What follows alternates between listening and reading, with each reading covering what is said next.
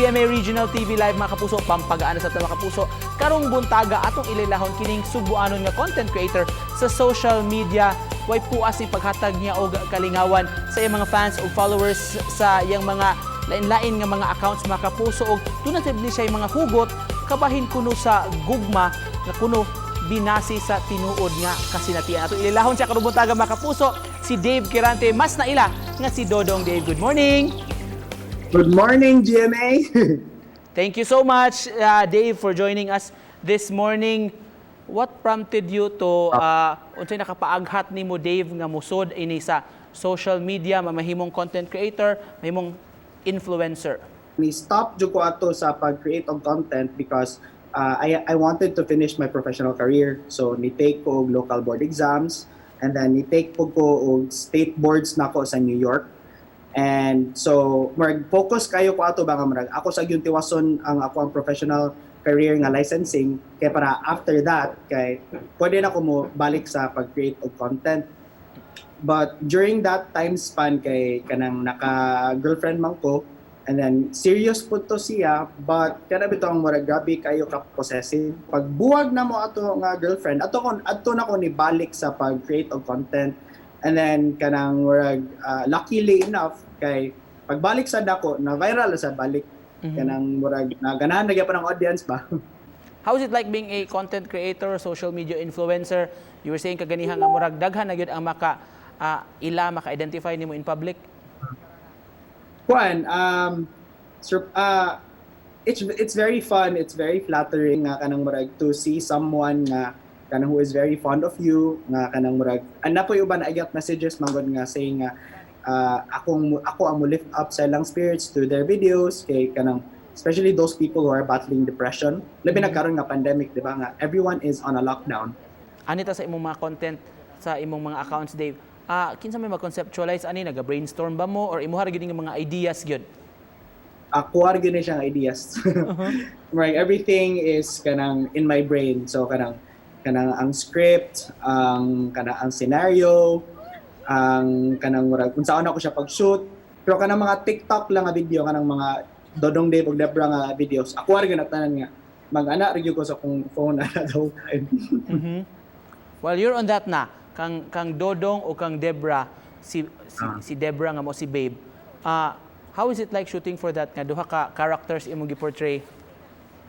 Actually, it was a bit challenging at first because shifting from being a guy to a girl nga bitong kanang imo jong i-change ang character ba. Okay, you have to really internalize the character nga how would it feel to be a toxic female.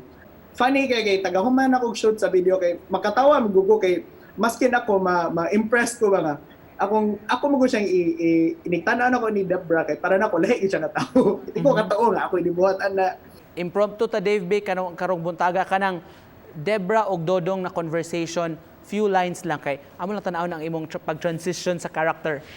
Love you. Yeah. Mo na dayon na siya nga. Love you ra. Anong wala man ay? Ha? Kapoy kayo storya og ay? Unsa gituyo na nimo? Kanana lang. Kali so bali kung doon na gyud ni maingon ta sa Bisaya nga murag kapasikaran ning imong mga character sa kang Dodong o kang Debra nga mga lines kay murag unsa man base sa naagian nimo? Pag start na ko og post ana nga videos, wa ko ga-expect nga daghan gyud og ginana nya kanang more surprisingly ba nga daghan gyud mga relationships nga nag-survive or nagpadayon gyapon despite the toxicity. Pero you're in a relationship right now kay murag daan kay mga gina-post pod sa imong account although mysterious pa kay di pa to makita ang itsura. Yes. I'm in a very healthy and happy relationship right now. Very thankful nga kanang I found her nga kanang someone who actually understands the craft that I'm doing, someone who understands my schedule. Dave, hapit na kalag-kalag, basin pwede may mga yun nimo og gamay nga skit. Impromptu again, karong buntaga. Kana lang pangkalag-kalag lang ang tema kumbaga. Uy, kanang siya nga, uy kunin mo kuyugan sa sa asagilubong si Lolo. Imo to niya ako. Sige. okay naman. May pag mamisita na lang yung tagpatay, no? Kay parehas po sa itong bugma, pag-virus na namatay. Siya na. Kagrabe sa mo ka-bitter, ay. Para to. Pagka-alegre, biliban ako nga dali kay ka makahuna-huna og mga kuanda kay impromptu ba kay ito. Dave, what's next for you unsay atangan pa sa imong mga followers sa imong mga social media accounts? So I promised my followers nga mag-post ko og girlfriend reveal nga vlog. And then, so I guess mo na lang at ngan. Finally, Dave, to cap this off, message nimo sa imong mga followers, mga fans nga nagsunod nimo, mga kabatan-unan sab nga nag-idolize, mga gustong musunod bali sa inyong tunob, ang mahimong social media influencers, content creators like you. Just look for a brand or just look for a branding that's uniquely you.